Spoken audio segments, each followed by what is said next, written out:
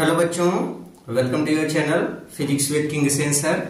बच्चों, आज हम लेकर के आए हैं आप लोगों के लिए क्लास 11th फिजिक्स के एक नए चैप्टर को, पहली यूनिट जिसका नाम है यूनिट एंड मेजरमेंट। इसका एक नया चैप्टर आज हम लोग शुरू करने जा रहे हैं जिसका नाम है त्रुटि विश्लेषण, एरर एनालिसिस। तो एरर एनालिसिस के बारे में आज हम लोग बात करने वाले हैं, त्रुटि के बारे में बात करने वाले हैं। बच्चों, चैप्टर में सबसे पहले हम लोग चैप्टर को शुरू करते समय पहले तो ये समझ ले कि एरर होती क्या है, फिर धीरे धीरे हम लोग एरर की कैलकुलेशन पे आएंगे कि एरर कैसे कैलकुलेट करते हैं। बच्चों, सबसे पहले हम लोग बात करते हैं त्रुटि कि त्रुटि कहते किसे हैं, व्हाट इज एरर। त्रुटि जिसको हम लोग एरर बोलते हैं, ये क्या होती है। जो एरर का मतलब होता है, देखिए फिजिकल क्वांटिटी हम लोग इसके पहले पढ़े हैं कि भौतिक राशियां क्या होती हैं। एक बार मैं रिवाइज कर दूं। देखिए फिजिकल क्वांटिटी वो क्वांटिटी होती है जिसका हम मेजरमेंट कर सकते हैं, जिसको हम लोग नाप सकते हैं, उसी को हम लोग बोलते हैं फिजिकल क्वांटिटी। फॉर एग्जाम्पल, जैसे लंबाई एक फिजिकल क्वांटिटी है, एक भौतिक राशि है।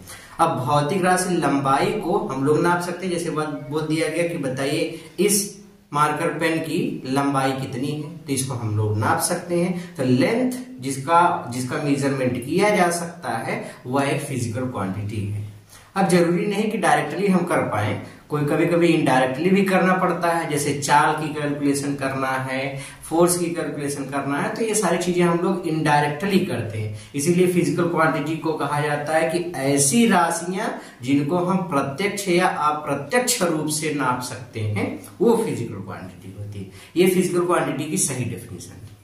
तो जब भी हम लोग किसी भी भौतिक राशि का माप लेते हैं तो उसका मापन करते समय, उसका मेजरमेंट के टाइम ये होता है कि देखिए ऐसा भी होता है कि हम लोग जब माप ले रहे हैं, जैसे किसी भी क्वांटिटी, किसी फिजिकल क्वांटिटी की माप लेना है, तो हम प्रैक्टिकल कर रहे हैं तो प्रयोग करने से उसका अलग मान आता है, और सिद्धांत और सूत्र पे मान रख करके जब गणना करते तो उसका मान अलग आता है। तो सिद्धांत और सूत्र पे रख करके जो मान मिला और जो प्रैक्टिकल करके जो मान मिला, दोनों के मान में हम देखते हैं कि कुछ न कुछ डिफरेंस आ जाता है।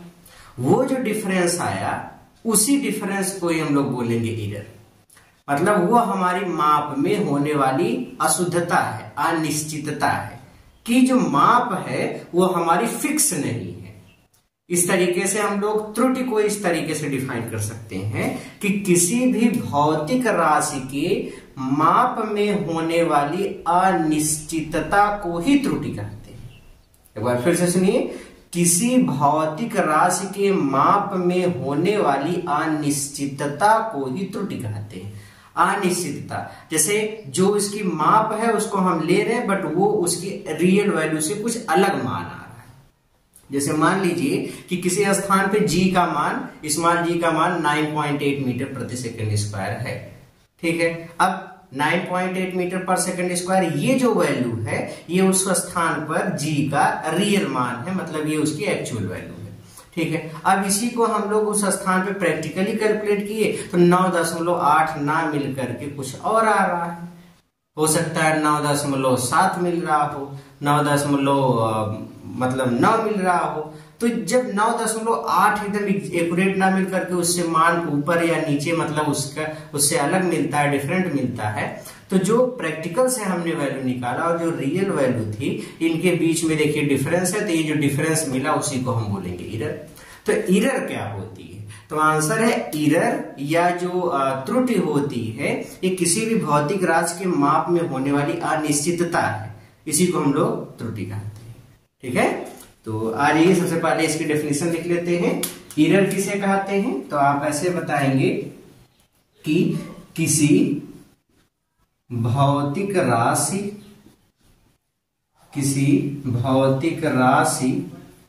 के माप में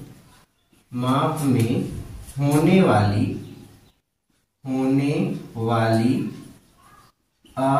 अनिश्चितता, किसी भौतिक राशि के माप में होने वाली अनिश्चितता को त्रुटि कहते हैं, को त्रुटि कहते हैं। तो ये होती है एरर।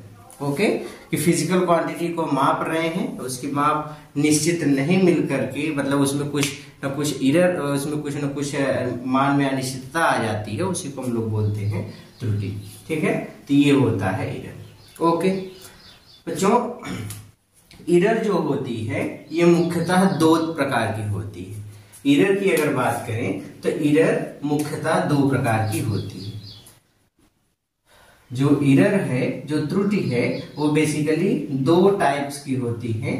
पहला होता है जिसको हम लोग बोलते हैं सिस्टमेटिक एरर्स या क्रमबद्ध त्रुटियां।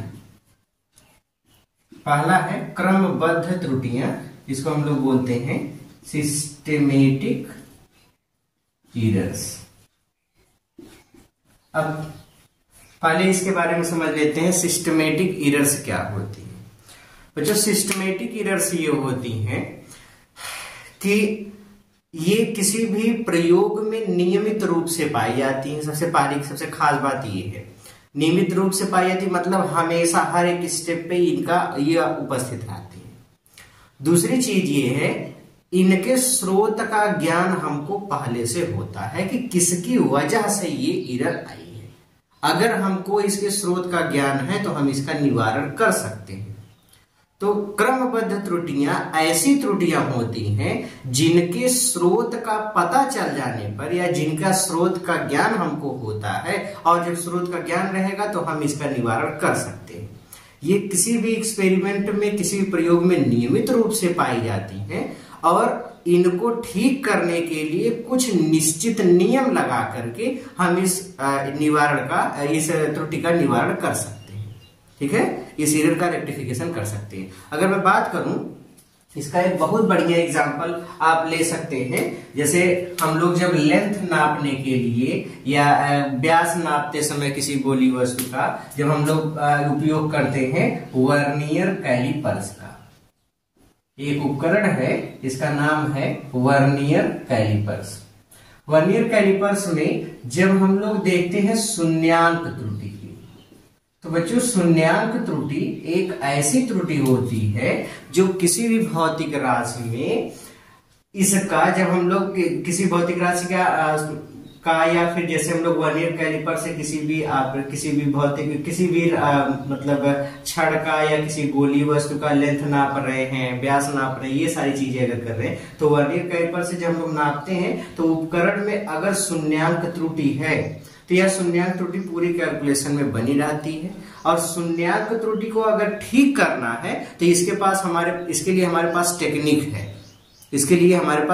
है। इसको हम कुछ निश्चित नियम की सहायता से हटा सकते हैं, इसका रेक्टिफिकेशन कर सकते हैं।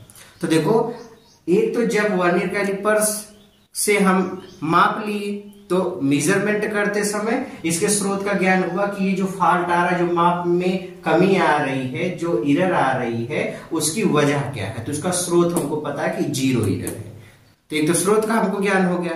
दूसरी चीज, जब हम इसका निवारण करना चाहते हैं तो कुछ पर्टिकुलर रूल लगा करके हम इसका निवारण कर सकते हैं। जैसे मान लीजिए हमको किसी गोली वस्तु का व्यास नापना है, तो व्यास नापते समय वर्नियर कैलिपर्स की सहायता से जब व्यास नापते हैं तो सबसे पहले हम लोग पूरी कैलकुलेशन करते हैं, तो लास्ट में हमको मिलता है कुल पाठ्यांक। जो हमको कुल पाठ्यांक या टोटल रीडिंग जो मिलती है, कुल पाठ्यांक, जो कि बराबर होता है मुख्य पैमाने का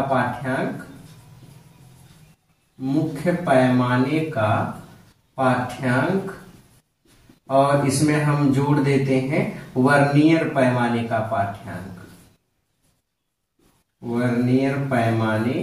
का पाठ्यांक।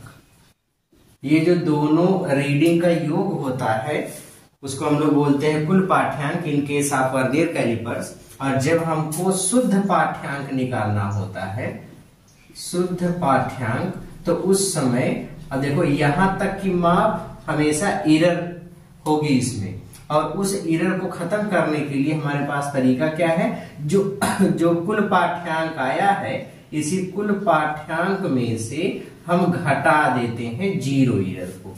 इसको हम घटा देते हैं 0 एरर को, प्लस माइनस शून्यांक त्रुटि, ये कर देते हैं। तो देखो ये एक तरीका हुआ, एक पर्टिकुलर रूल है। इस नियम की सहायता से, ये जो टेक्निक हमने यूज की, इस टेक्निक की सहायता से हम वर्नियर कैलिपर्स की शून्यांक त्रुटि को ठीक कर पाए। तो अब वर्नियर कैलिपर्स की शून्यांक त्रुटि को हमने ठीक कर लिया, तो ये जो एरर होगी उसको हम लोग बोलेंगे सिस्टमेटिक एरर, जो किसी सिस्टम से सही हो सकती है। अब फिर से सुनिए, क्रमबद्ध त्रुटियां क्या होती हैं?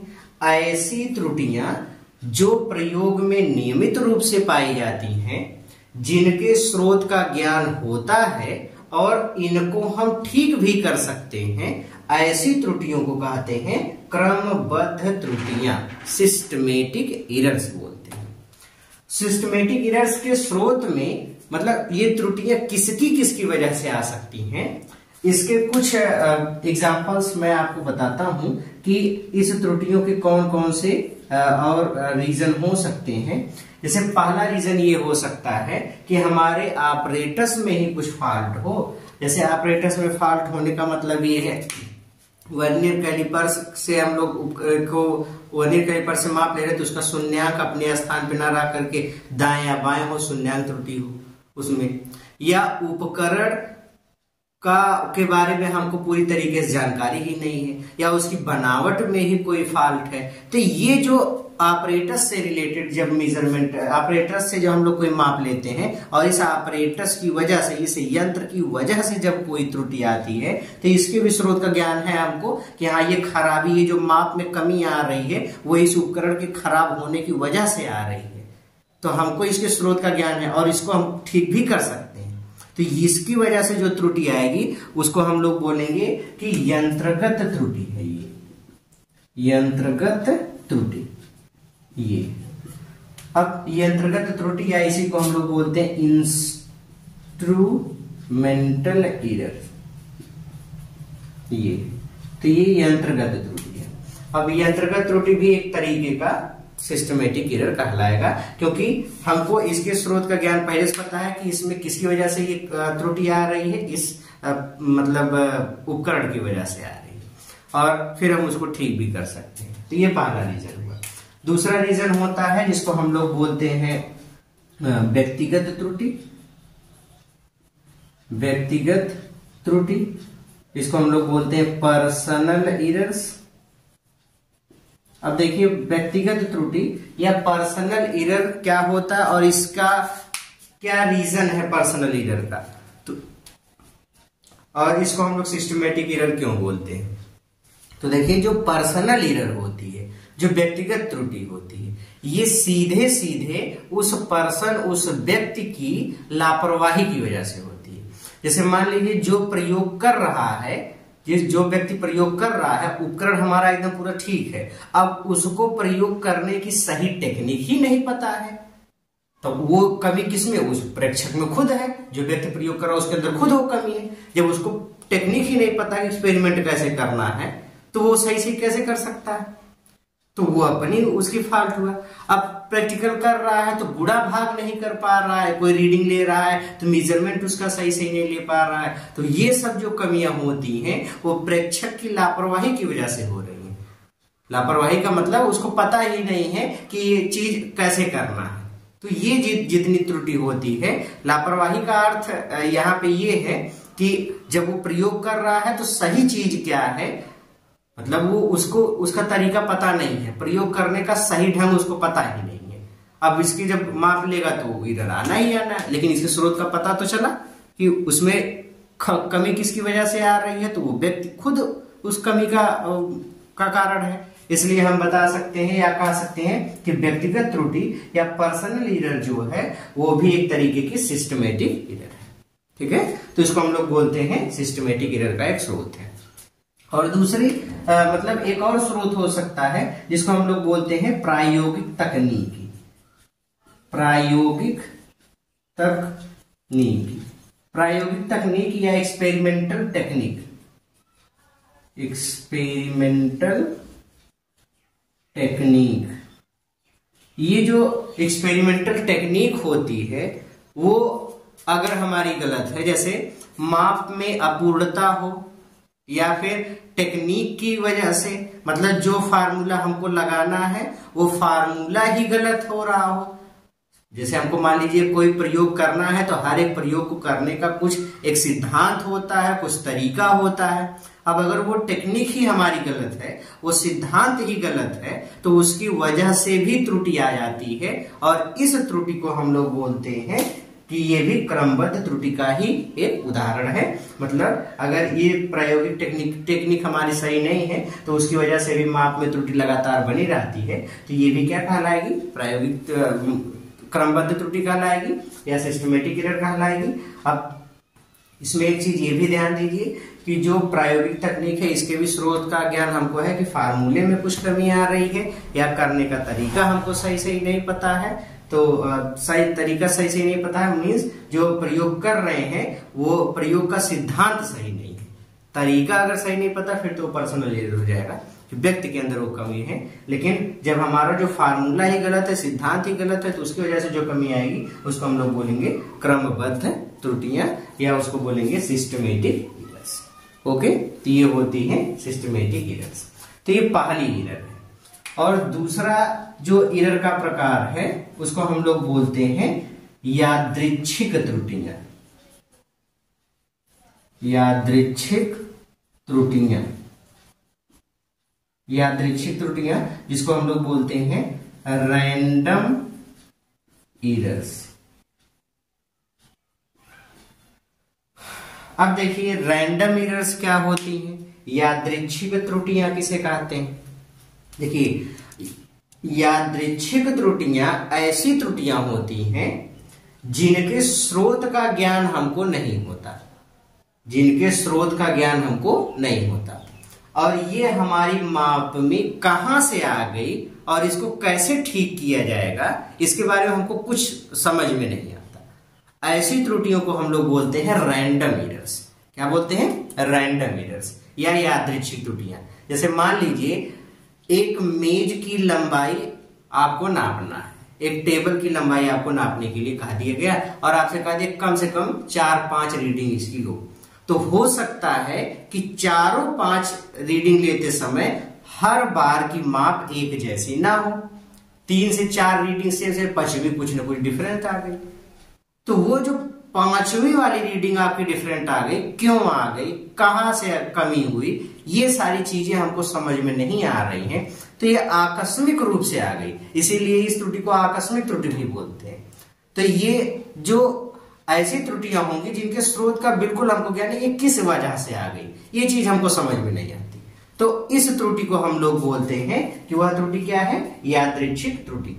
तो ओवरऑल आप यादृच्छिक त्रुटि या रैंडम एरर को ऐसे बता सकते हैं, ऐसी त्रुटियां जिनके स्रोत का ज्ञान नहीं होता और जिनका हम निवारण नहीं कर सकते और ये प्रयोग में हमेशा बनी रहती हैं और ये आकस्मिक रूप से प्रयोग में आती हैं, अचानक आती हैं, ऐसी त्रुटियों को हम लोग बोलते हैं यादृच्छिक त्रुटियां। तो ये होती हैं रैंडम एरर्स। ओके, तो आज के इस वीडियो में हम लोगों को बस खाली इंट्रोडक्शन समझना था कि व्हाट इज एरर, और मिलते हैं इसके बाद वाले वीडियो में जिसमें हम लोग ये समझेंगे कि जो एरर है उसकी कैलकुलेशन कैसे की जाती है। ठीक है, तो तब तक पढ़ते रहिए, मेहनत करते रहिए, मिलते हैं अगले वीडियो में। तब तक के लिए all the very very very best.